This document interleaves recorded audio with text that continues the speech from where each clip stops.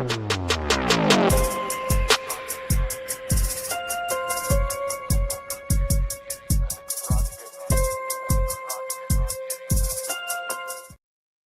and peace, everybody. You did not see a thumbnail nor a title. This was a pop-up surprise live stream. I just got done working out, and shout out to a subscriber named Goose who sent me this video of Charlie Kirk and Erika Kirk on their anniversary last year. I have to admit, I had not watched this before. I've seen it floating about, but I've never actually watched it. This video right here, ladies and gentlemen, is powerful. I now understand why Candace Owens hates Erika Kirk, and it's going to be displayed to you in 4K. Let me bring this video in. It is Erika Kirk and Charlie Kirk on the Charlie Kirk Show last year answering questions from the audience. I'm sorry. There's no way in the world you can't get that these people cared deeply about one another.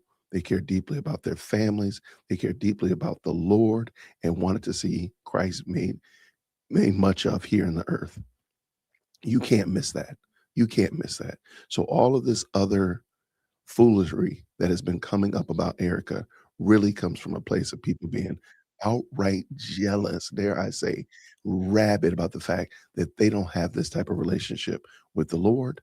They don't have this type of relationship with their husband or spouse. It's very clear. I know exactly why Candace hates Erika Kirk now. I know exactly why. This is what, but I also can see what Candace probably saw in Charlie and what she wanted in Charlie, because she doesn't have this with George. That's a given fact. So, ladies and gentlemen, let's go ahead and let's get at it. Episode for you today. My wife joins us, Erika Kirk, Hi, the beautiful, everyone. legendary Erika.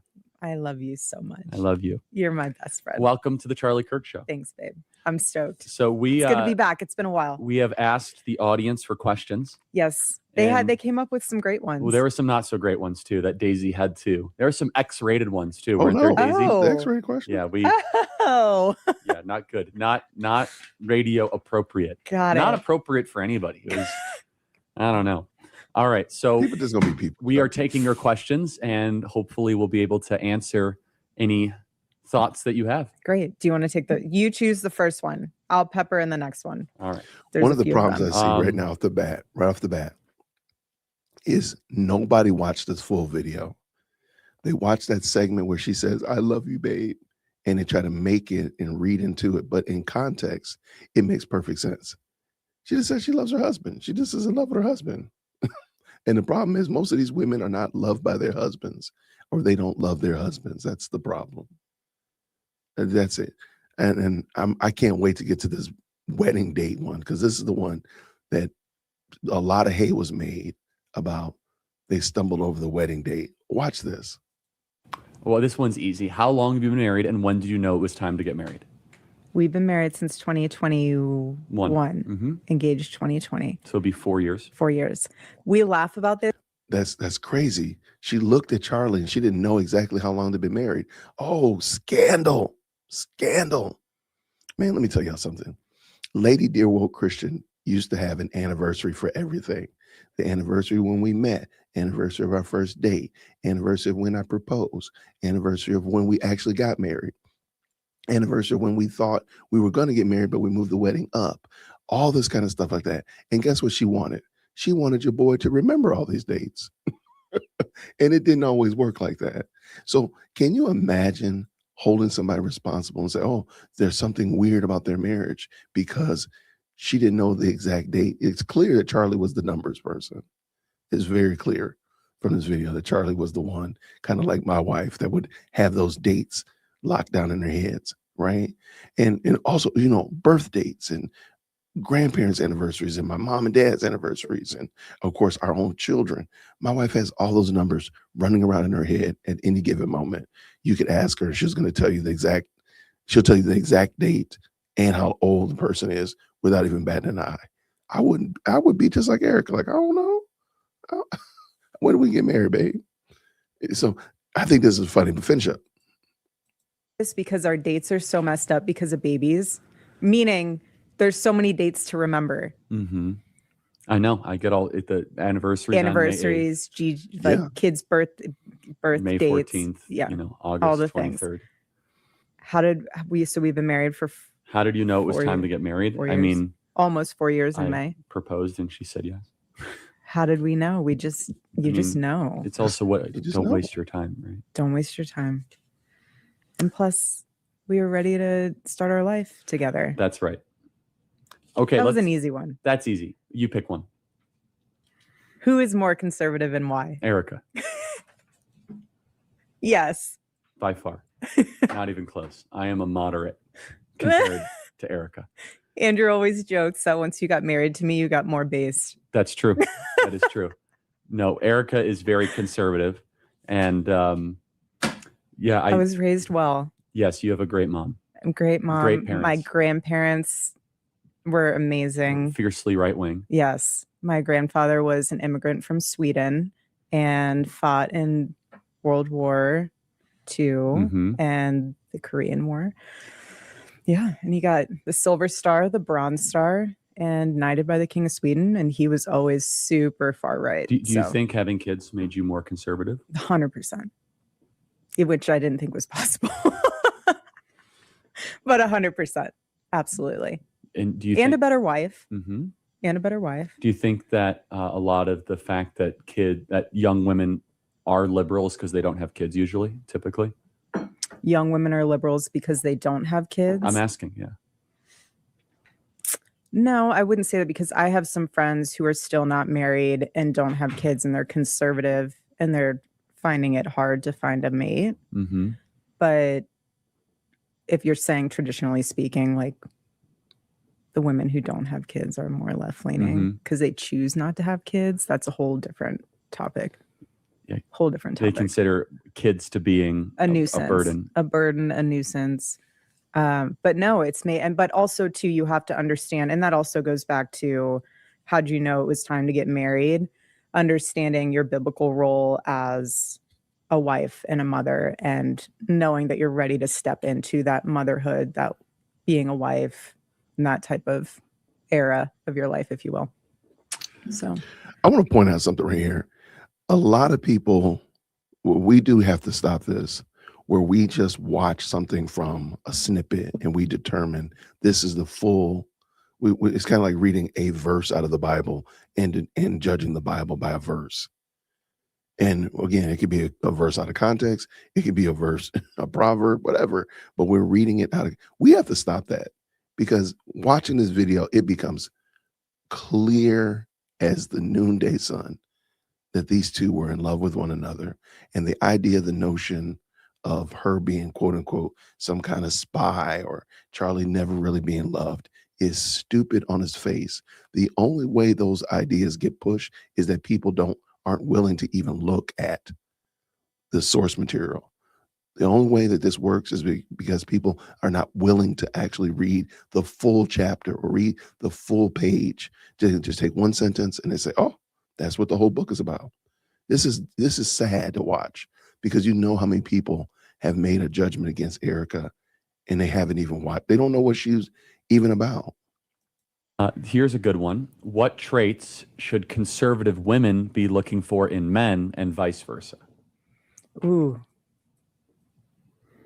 I know one of the questions deals with, do you want to, I was going to go off one of the questions that talked about the apps, but I think women, for looking for their future spouse, needs to hone in on the fact, is he going to lead you closer to Christ or further away? Make sure you're equally yoked.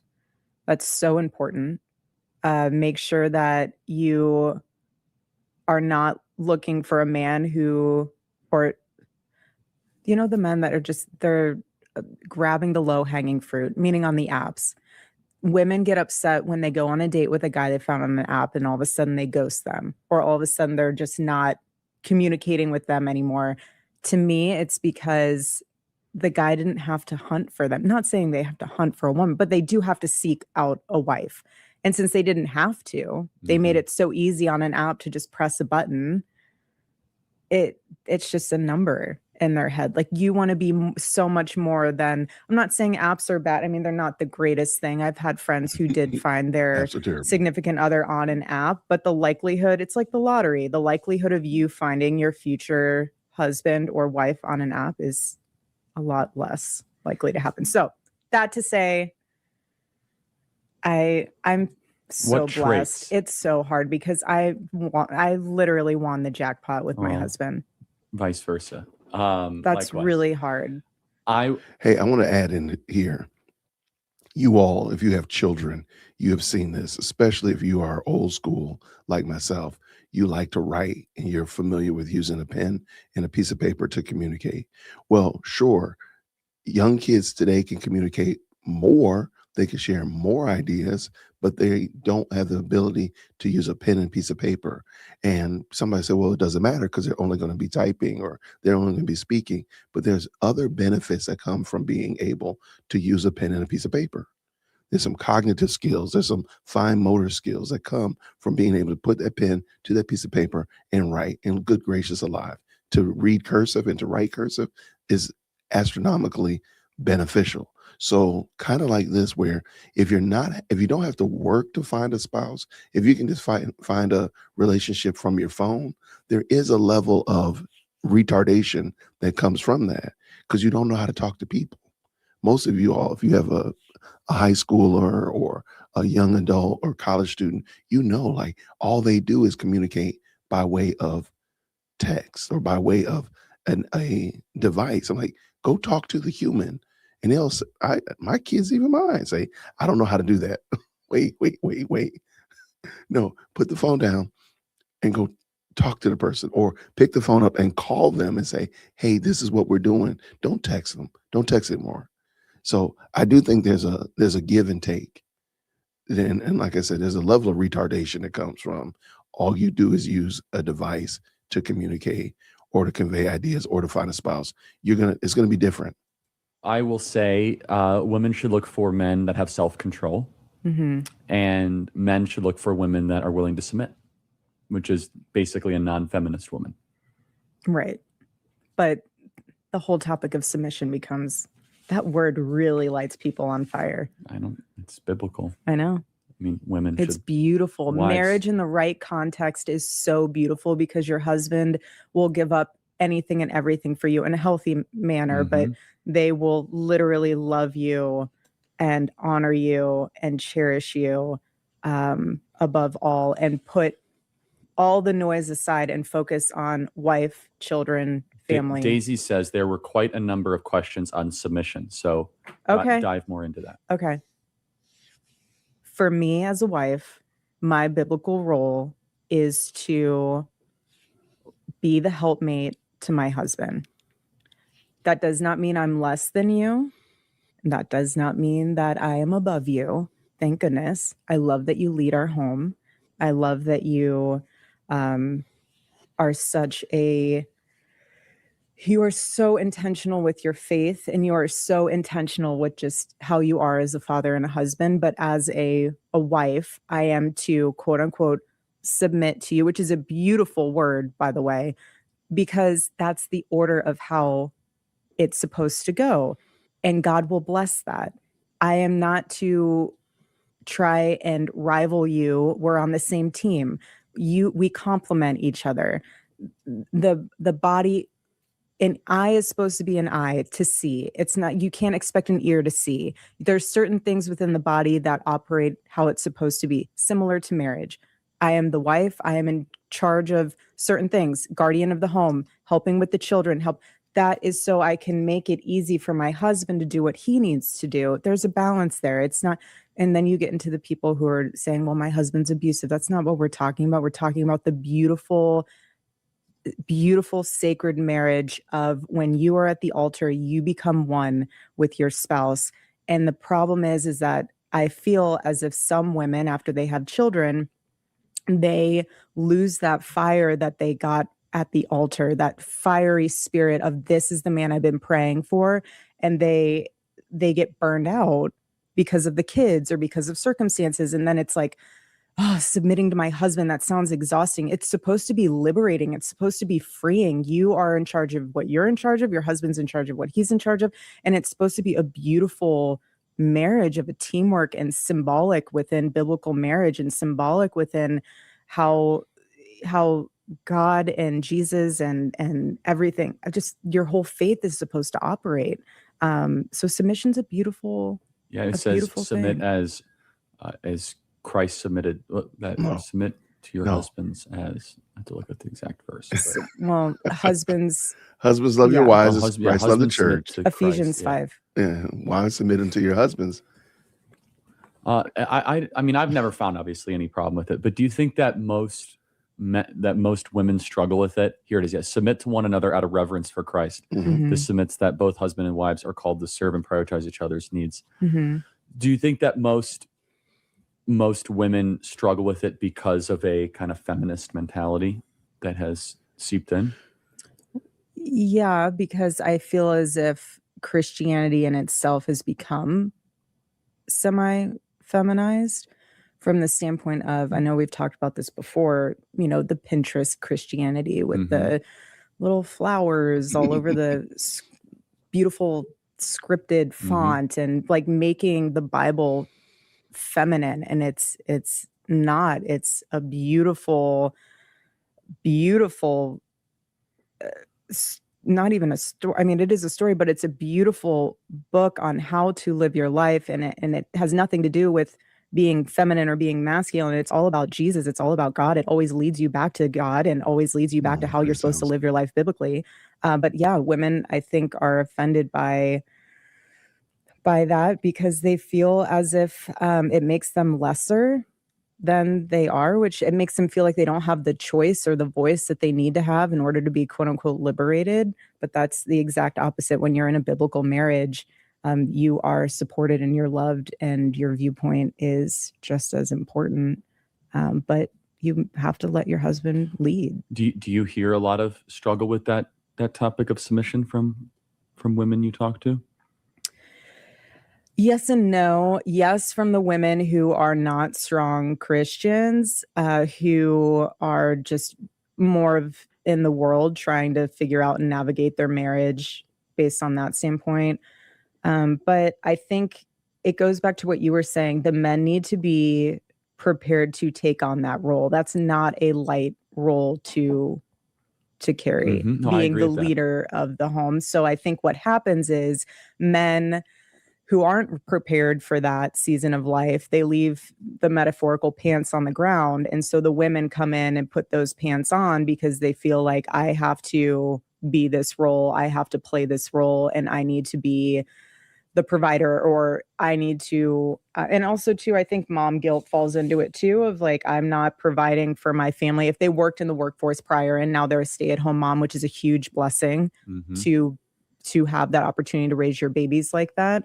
I think that they feel as if they're comparing their season to other people's. And so that's where I think, you get the moms and wives that are not wanting to submit. But I think the husband needs to always be in a position of understanding his biblical role as well for that to all, mesh together. And even if the husband understands it and reminds his wife, or the wife reminds the husband, like, let's pray together. Let's recenter our relationship and marriage to make it healthy and Christ-centered. It's important. You pick one. Okay. I could also talk about more of what women should be looking for or men should be looking for in women, but You can. We kind of talked about that though. Yeah. I know. What traits are conservative? What should be This is one from that someone just emailed us in, freedom@charliekirk.com. Oh, really? Erika, do you ever get hate from Charlie's work? How do you handle it? Charlie, do you ever feel guilt, or do you ever deal with guilt when Erika gets hate? No, I don't. Honestly, this is so this is how I know God made us for each other, because anytime I do get quote unquote hate, it's the same stuff you get. Like I don't even want to say, it's not even worth saying it or repeating the things that were called or the names that were called. But yes, I do. I've lost family members. I've lost friends, but I actually am kind of grateful that that's happened, because God has pruned my life in a way where I am surrounded in a circle now by people who love us, support us, pray with us, encourage us. Small, mighty circle. And that's what I would much rather have, a small, mighty circle than a massive one. It's the people that, that you can trust and pour into. And yes, do I get hate? Bring it on. Yeah, exactly. I'll have a velvet steel spine by the end of my life. So bring it on. I have nothing to fear. Oh my gosh. Yeah, I mean, look, we get a lot of hate, we get a lot of death threats, but just part of life. It makes you stronger. Right. And honestly, if you are out there and you aren't getting a lot of hate, then what are you doing? Well, yeah, you're not doing anything that bothers Satan. Exactly. You're just being boring. You're probably honestly doing the bidding of the enemy. Right. So. No, it's true. Okay. Let's see. Emails freedom@charliekirk.com. Lots of questions coming in from you guys. You want to do the dating app thing? You have I mean, I kind of touched on it. Yes and no. I used to have stronger ones, but I don't think as many people are on them anymore. Difference than like dating apps and like dating services? Are those two different? I hear dating services are awful. I hear that the ones that are out there. Prager is very pro like dating apps and services. He always I've never heard somebody. His thought is more options the better. Yeah, but how lazy does that make the man to be able to be? They're presented a binder of women, and they're like a Mitt Romney binder full of women. Boy, you so dumb. Do you want a brunette? Okay, let's go down this manila folder. Women are becoming notoriously pickier than men, though. Right, it's a big problem. They have a CVS receipt length checklist of what they want. There is a growing theme that if women are actually grading, they say they're unhappier with the dating pool right now than men. I can believe that. They say, and part of it, by the way, is incredibly superficial. But are men unhappy with the dating pool of women? They're not as unhappy as women.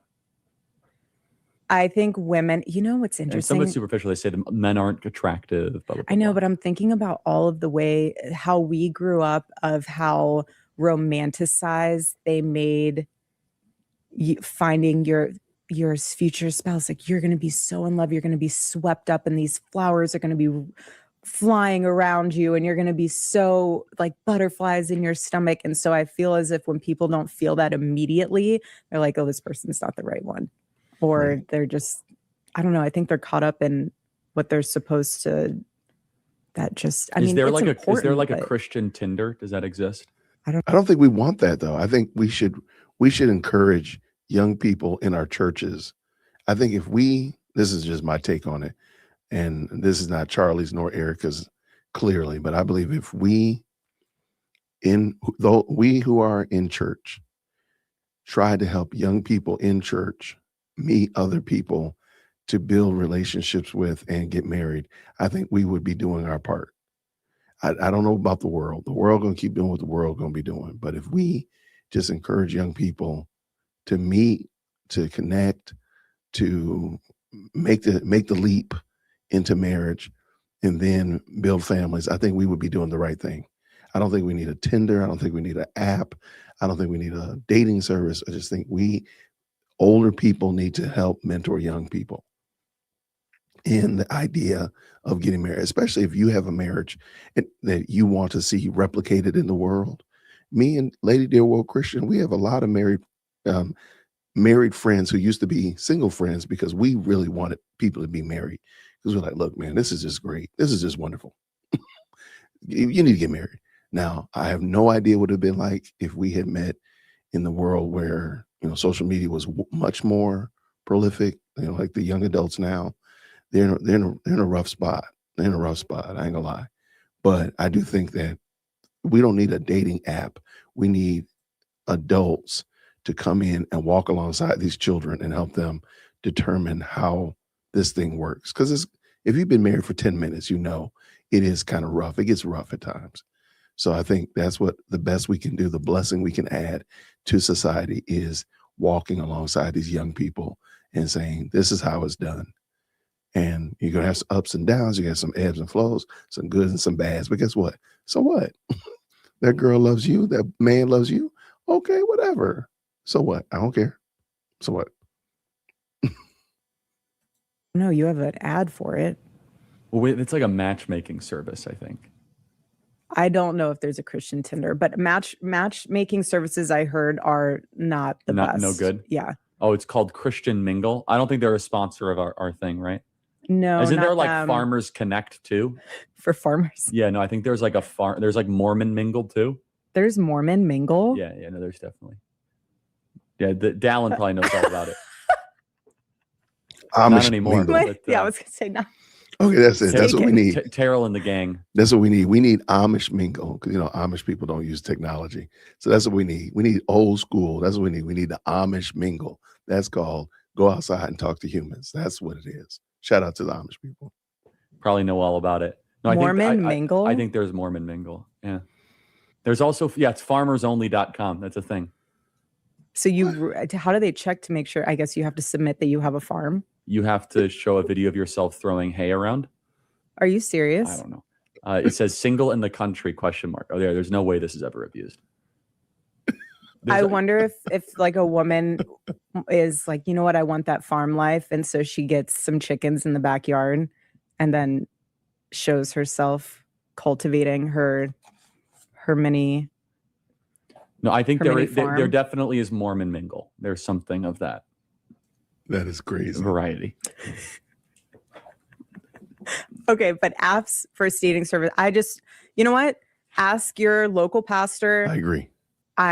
What you prioritize is what you get. Right. So I'm looking for my future spouse. If you prioritize trying to find a spouse, you're much higher likelihood to find one. But as women, you need to take care of yourself in order to, you can't be looking like Adam Sandler and expect that you're going to. And men, just figure out ways to make more money. I don't want to say it's not that hard, but if you work hard and apply yourself and obsess, you can make more money and you will be more attractive. But like you say. Okay, I disagree with Charlie on that one. I don't think it's money because I've never made a lot of money. I think being dogmatic about your focus and being a man that a woman can recognize and say, this dude is going to, I'll be honest with you. If Lady Dear Woke Christian wanted to come down here, she would tell you, she would tell you in a heartbeat, that dude would absolutely, positively give his life for me and our family. I want to be under his household because I know that guy wants the very best. He's going to help me be my very best. That's it. It was never about money. It was never about money. Well, I'm going to tell you right now, it better not be about money because look. But I don't think it's about that. I do think it's being dogmatic about your purpose, dogmatic about who Christ is, dogmatic about what the purpose of family is. And now I'm not saying be a slouch either. So don't hear what I didn't say. Didn't say don't go out there and try to be productive and go out there and try to make as much money. Do that. But I don't think that's the main purpose. Get out there and be dialed into who you are and who God made you to be. And then you tell that woman, like, my name is X and this is what I'm about. She lining up at the altar. She's like, let's go. Stop spending money on alcohol. Stop playing video games. Invest in yourself. Learn more. Be scrappy. Right. I don't want to say it's easy because it's not necessarily easy. Right. But it's easy to not be poor if you're a man. You have to make a decision, a conscious choice to not have a poverty mindset. But what about school debt? They should have gone to college. Because college is a scam. Yeah, I mean, look, men will find a greater pool of women if they increase their income. Right. Guys, let's talk about finding something real. You deserve a relationship with a woman who shares your values. Faith, family, patriotism. But apps, they're not built for that. That's where selective search comes in. Favorite memory, pre-kids, post-kids? Going to Israel, definitely. That was amazing. Yeah. I loved that. Being able to walk. Because, before I met you, when I went previously was with my mom on a pilgrimage. And the whole time I was there, I was praying for my future husband. Didn't know it was you. And we were both in Israel at the same time. But anytime I could find a place to put a little piece of paper of a prayer in a hole in a wall, that was me. And that was me praying for you. And then I got to go back with you was surreal. How about post kids? I'd say Maine was pretty great. Jackson Hole was great.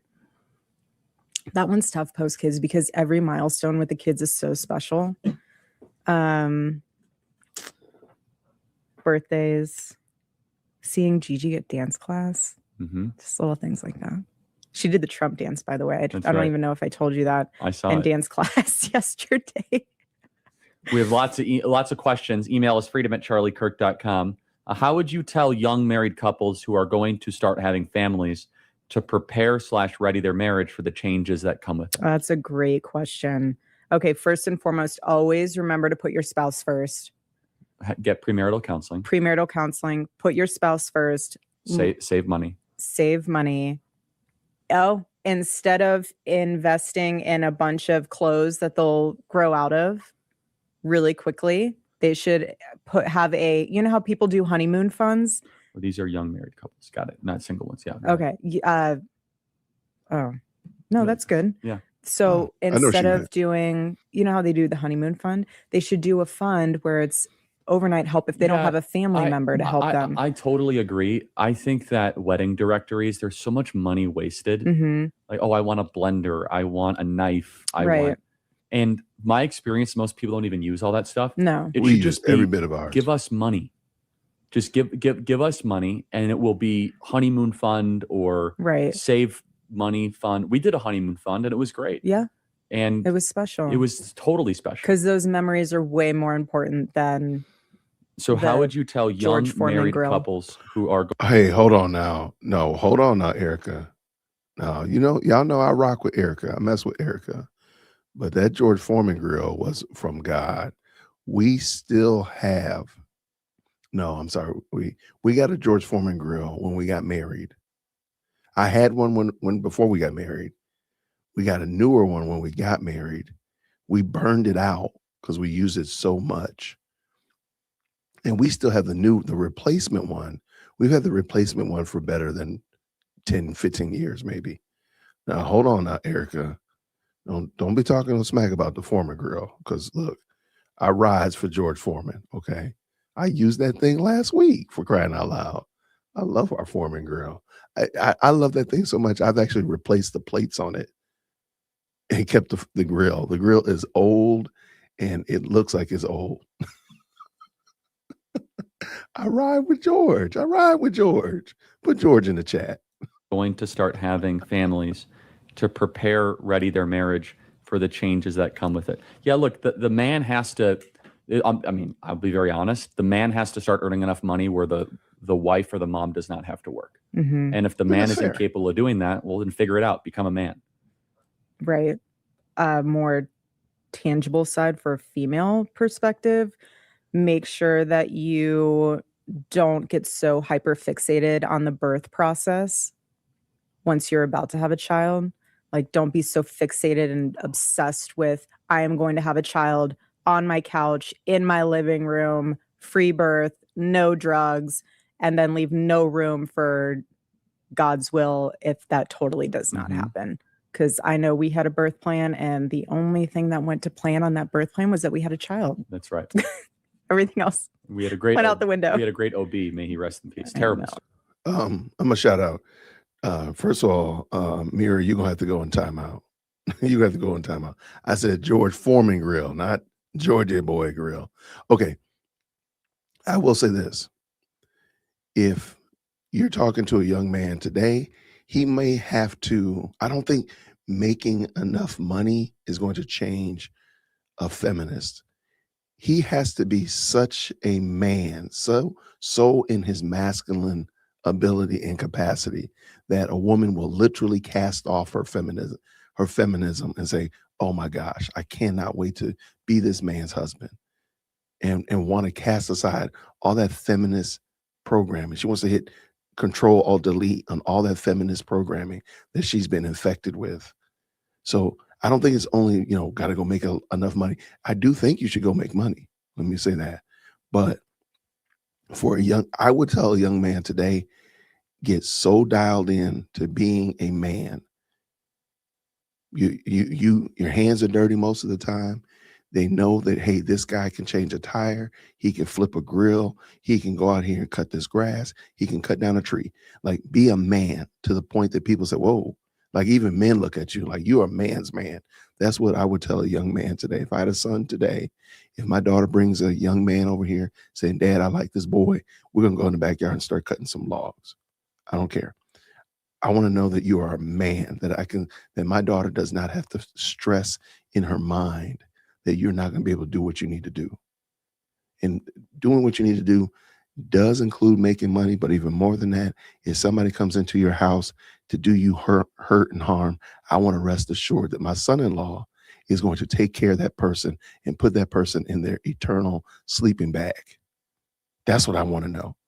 So sure, I don't care how much you make if somebody comes beating in the door and is attacking my daughter and my grandkids. I want to know that my son-in-law is prepared and able to defend and protect my daughter.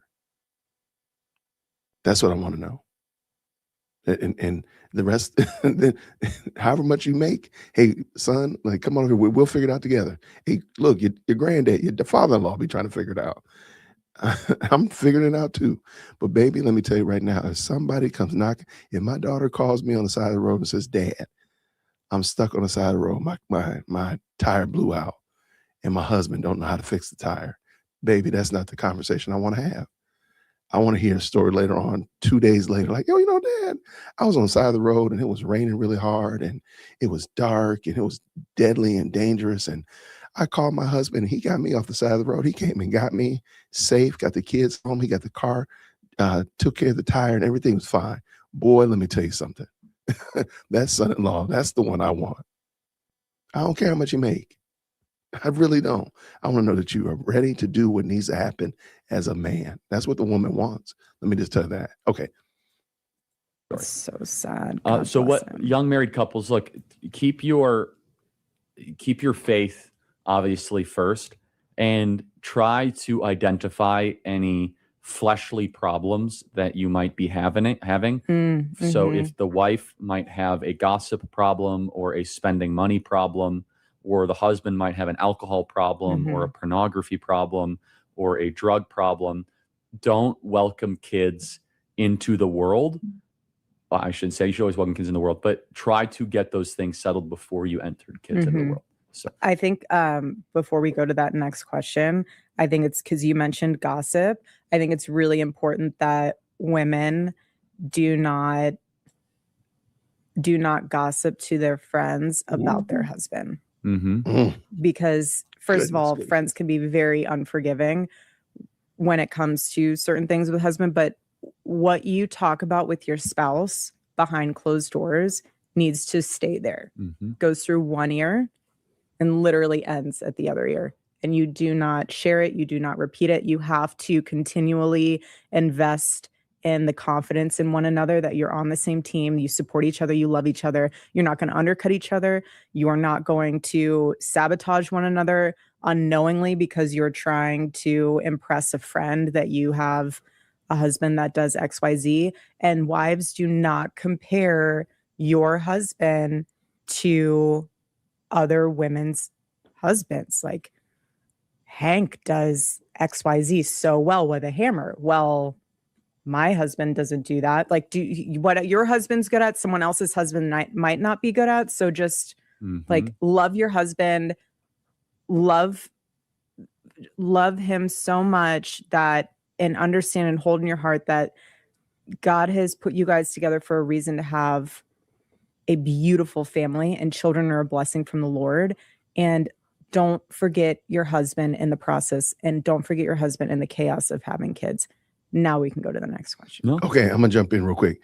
Also, don't get caught up in comparing. Now, you might not compare with like your physical actual girlfriends or your physical actual homeboys, but don't get caught up in comparing to social media either. Nobody's life is perfect on social media. Okay? Them influencers driving Hondas just like you. Them influencers got to wash clothes and got dirty drawers just like you. So don't compare, even in that, like comparing even here on this YouTube streets and such like that in social media streets. Don't compare at all. Comparison is the enemy of contentment, and you'll never be content if you're comparing. And it might not be your actual physical friends around you, but actual people. I'm sorry, it might be just social media, zeros and ones that you're following, and you're comparing their life to yours, and that's caused you to be miserable. I totally agree. What is the next? Daisy, I think, sent it. What should be the order when it comes to God, kids, and marriage, and why? I just kind of it's God first, then marriage, then kids. Right. Right. It is. You get to choose the next one. You just shut that down. These are great questions. The study shows that married women with kids are the happiest. Why do you think that is? I mean, it's just nature. I mean, just becoming a CEO of a shoe company is not going to give you happiness. Women have it so mixed up. You can have a career after children, but if you try to have a career while you have your kids, there is no such thing as balance. That is such a myth. Gigi gets those little Montessori toys every month, and there's this one that has the buckets that balance. If I put something in one of those buckets, it's going to drop down. And if I try to balance them, both buckets are filled, which is not realistic. I can't spend half of the day doing one thing. I missed out half of that time with being with the kids. So like, you have to choose where your heart has to be fully with the home. You have to make that decision on your own, but you can always, after your kids are in school or after they're in high school, you can always go back to work. You can always find a way to get back into the workforce. But if you miss those precious first few years, that is so hard to make up, because memories are so much more important than an added paycheck. It's how God has wired us, and it's our nature, which is to have children, not just have a bigger bank account. Next question. What means the most to Charlie coming home from the battlefield? What means most to Erika when Charlie is at home? I'm not quite sure I understand the question. Me too. I understand the question. I was like, I don't get that question. Okay. Erika got it. Shout out to Erika. Charlie will text me and say, keep things boring. Yes. Because for the past several days, things were not boring. Hospital visits. So anyways, keep things boring so that he can be on the battlefield and not be mortified when he comes home. I love coming home. It's the best thing, but I have to go out and fight. I know. It's so cute. Gigi loves blueberries. Okay, and so every time they did those edits, by the way. That's not me. That's their edits. He leaves. She's so sad. And he's like, honey, baby, I gotta go because I have to afford your blueberry budget. She gets it. She totally gets it. She understands it. Because then when we're FaceTiming Daddy, she'll look at Daddy and be like, Dada working. I'm like, he is. And she's like, to afford blueberries. Yes. There you go. So she's connecting that blueberries just don't come. Blueberries don't they're fall not just from the heavens. Manna from heaven. They They don't fall into the kitchen. They don't just come ex nihilo. No. They sure don't. It's crazy. Not at all. This is a good one. How much did you guys discuss religion, finances, politics, how to raise children before getting engaged? If I could just chime in on one of them. Men, you should be completely in charge of finances. I totally agree. And your wife should have nothing to do with it. I mean, they can have input, but you should release that burden from your wife and just take care of all the money. I have to say, having to provide for just as myself as a woman, having to provide for yourself, especially because when I was living in New York City, it all fell on me. It's exhausting. I love the fact that I can relinquish that role to my husband because he's so good at it, but relinquish it to him and say, I trust you so much. I know you're going to help provide for our family. That is one less thing I have to not deal with. I've watched my mom have to deal with that while she had her own business, and she was my mom and dad in one package because my parents got divorced when I was really young. But to be able to relinquish that to you is so liberating. Yep. And I can focus on other things that are way more important because that's your domain and I don't have to worry about it. And if you are marrying a man that is not capable of completely and totally handling the finances, then you should not marry that man. Finances will break a marriage quicker than anything else, period. But what if he checks all of the boxes? He just is horrible at money. And you're really good at money. Doesn't matter. Okay. Ooh, I don't know about that one, Charlie. I think that one would be but this is another example about why you should have a pastor and church leaders that are walking alongside you. Because I agree with Erika. Look, this guy might be dialed in on everything, especially in today's climate. You're not going to find some Prince Charming that has all of his stuff in order. I'm sorry. It's just not going to happen. There's going to be a lot of frog behavior going on around here. So I think you need somebody to walk alongside him because he might not know how to. I didn't know how to balance a checkbook when I first got married.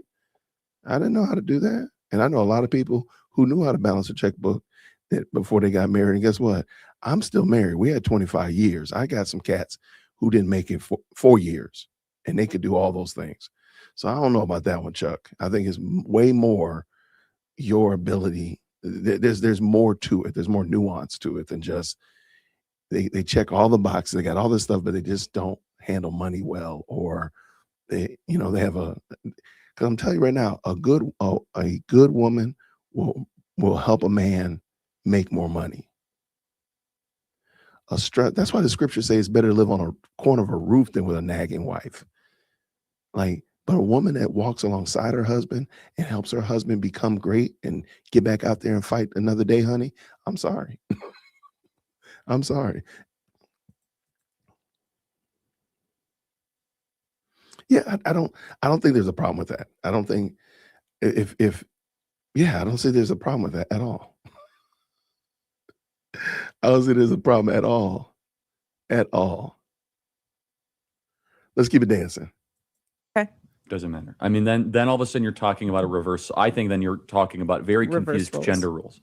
Then are you going to be a stay-at-home dad? Is that basically what that is? Okay, but then what about the women that are the ones that write the checks and do the bills? And good luck. Yeah. I mean, it can work. I'm sure it has. But I see those marriages careening for divorce quicker than anything else. Here's why. We as men are hardwired to produce for the family. We find meaning. We find purpose. Mm-hmm. Tucker would talk about this all the time. He would I'd have the worst day ever, but I'd know that today I'm paying for tuition. Like today, my kids' tuition are being paid for. I can't pay. And for men, we find great purpose in being able to come back home being like, we provided for all of this. Mm-hmm. I agree. I agree with that. Like, this is my nest egg. Yeah. And Daisy just said she has a stay-at-home friend who just went on a date and said the guy on the first date, he wants to be a stay-at-home dad in the future. Yeah, he's probably gay. Daisy agrees. She said, I think he might be gay. Yeah, I totally agree. But just went on a date. Why would the guy say he wants to be a stay-at-home? I mean, but what is that? Can I just say, it sounds like torture. Hold on. I do not want to knock the stay-at-home dads. I do not. There are some who had to temporarily have to switch that role. That happened to my parents a long time ago. Granted, again, they got a divorce, so that probably falls into your bucket. But I am an anthropologist. But my dad was a stay-at-home dad for a few years. And I got to say, it was really sweet and really special. I was 4, but that was... Of course, it's not an indictment of the morality. No, but if you're saying from the get-go, I want to be a stay-at-home it is a imbalance. Dad. It's an imbalance of nature. And some people are able to juggle imbalances of nature. But your husband has to be the one that goes out into the world and builds and battles and comes home, conquers, comes home and is like, this is my nest egg. This is what I worked so hard for. And the wife is like, welcome home, babe. Whatever you need. Financial burdens should not be brought into the concern of the wife. It shouldn't. Well, then it bleeds into the kids and the kids are like, oh, I can't afford. Where do you get that from though? Okay. So my pushback to Charlie would be, where did you get that from? I understand this is what you believe, but where did you get it from? Like, can you show me book, chapter, and verse and context where you got that argument from? Because, Proverbs 31 woman, there's very little. Why would you want to not have, if God gave you your wife, God gave me Lady Dearwold Christian to complete me. So why would I not want her insight and wisdom to help me solve problems that directly affect her? I don't know. I don't know. That's one of those ones where I'm like, Charlie, I don't know if I rock with you on that one. Just like the Foreman Grill. I rock with the Foreman Grill. Like God gave me a brilliant wife. She's extremely intelligent, even though she picked me, right? So why would I not say, babe, I want your insight on this topic? Or like, how is that noble? Like, no, I need your insight. I need your wisdom. Again, I'll still sign the checks. I'll still, make the contracts to get the agreements, but I need your insight on this. What do you think about this? I don't know what's the purpose of running around with half a brain. Like, that makes no sense. Okay. Why am I being so firm on this? Because I know the number one reason why people cheat on their wives and why divorce happens is financial. It is number one. No, it's because of sin. No, broke people cheat on their wives. I know a ton of broke people that don't got two pennies to rub together, but they be out there bumping uglies with people that are not their wives. It ain't got nothing to do with money. It has everything to do with the fact that they are sinners, Chuck. Sorry, Charlie. Don't let it be said. Look, I'm a Charlie Kirk stan, right? But I'm a balanced stan. No, it's not that. The number one reason that people cheat on their spouses is because they're sinners and they don't fear God. That's the reason. It ain't got nothing to do with money. Good gracious alive. Like bro, all you gotta do is walk outside and see that is not the case. You got rich men cheating on their wives with doggone Hooters waitresses. Ain't got nothing to do with money. I'm sorry. Okay. I'm sorry, Chuck. Yeah, you fumbled the ball on that one, Chuck. The number one thing, it collapses and breaks apart marriages more than anything else. And so if you have a husband that leads in it. So wait. So if you live in the proverbial, if you are married and you live in a proverbial Section 8 or a trailer park, or you're in poor living conditions, you mean to tell me that those people don't cheat? Broke folk don't cheat? Man, come on, Chuck. You just made that up, Charlie. I'm sorry. God bless you, man. I love you, Charlie Kirk. I'm a Charlie Kirk stan, but you made that up. Nobody told you that. You came up with that off the machinations of your own mind. Sorry. And it's not that, again, it comes easy to me, but guys, don't borrow money. You just start with that principle. You're not going to have any credit card debt. No, you can use credit cards, just pay them off every month. No, and see, that's borrowing money. You just literally look, I'm a former Dave Ramsey student. Don't borrow money, period. Don't borrow money at all. But see, he just said you can use credit card. You got paid off in a month. What happens if the month gets longer? If the month is shorter than your money, or longer than your money? Forgive me. See, Chuck, I love you, Chuck. Debt that's acceptable as a mortgage payment. If you just start with that principle, you're going to be in a much better spot. But how? What if the guy comes from nothing and doesn't know where to start? Then he shouldn't be getting married. Dang. Then he's a boy. Boys should not get married. Okay, Chuck. I love you. I love you too. But it's true. I mean, if you are not capable of providing for a wife or a family, then you should take some time before you get married. You got to figure yourself out. You got to get a skill. You got to get disciplined. You have to get. There's a season for everything. Yeah. And I know that for some young girls out there, or even older women who are still looking for their human, a season of waiting is to encourage you to just continue to trust God's timing. And if you're in a season of pruning, that's probably because God's trying to refine you. And if you're in a season of fruitfulness, then enjoy that and embrace that. I will add to that men have a much longer horizon of waiting than women. Mm-hmm. That's right. And what men need to get equipped for actually might not be as natural. Women can make very good mothers with almost no training. It's just at 23, 24, women can make good mothers. I don't know about that. That's hit or miss. Because some women they have to be equipped for it too, and their hearts prepared for it, or else they're going to stick their kid in front of cuckoo melon. What is it? Cocoa melon? What is it? Miss Rachel? Oh, her voice kills me. Those shows for hours. But they have to be prepared for it too. You have to, again, equally yoked, right? Equally yoked. Next question. How would you wait well for a spouse? First of all, this is more of a health standpoint. Get your blood work done every 6 months. Don't have sex before you get married. Don't have sex before you get married. Really be intentional about growing down before you grow up and out, meaning make sure that your heart is so rooted in Christ. Make sure that you're reading the Bible every single day. Make sure that you're in a position where you're living your life that he has to seek God in order to even be able to touch the slightest bit of your heart, and make sure that you are taking good care of yourself. Again, don't dress well. You're not going to attract someone if you're not looking your best. Not saying you have to look like you're on a red carpet every single day, but take care of yourself. If you can't afford to get your nails and hair done, that's fine. There's still ways to make yourself look like you care about. I'm not saying from a prideful standpoint, but be grateful that God gave you the body he gave you. Be grateful that you're healthy. If you're not healthy, that you have doctors in your life to help get you there. Just constantly be grateful. There's always something to be grateful for, and just find a way to be able to get yourself in the proper mindset and headspace of knowing that you are so intentional about this time, and you're in a stream of significance rather than focusing on what everyone else has.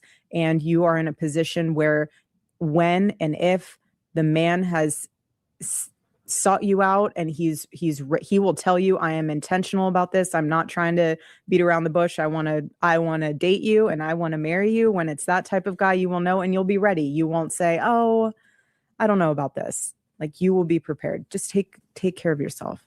Take care of yourself.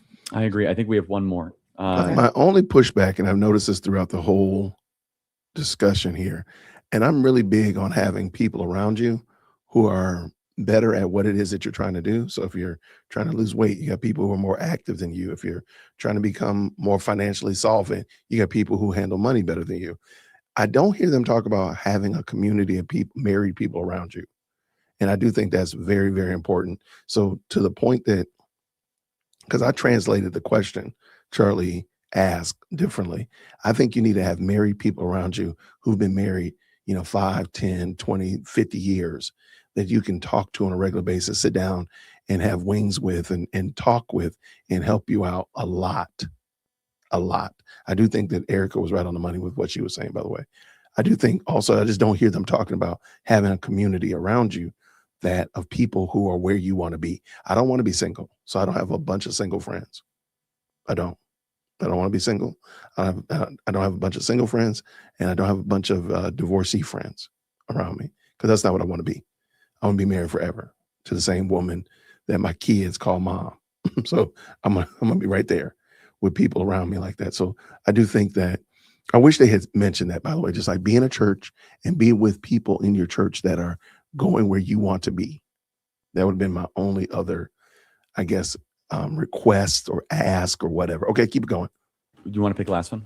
No, I want you to. What do you think about schooling for kids? What are you planning on doing? We will be homeschooling, especially in the beginning. At first, I will be honest, I was horrified, thinking I am horrible at math and geometry, but I'm excited.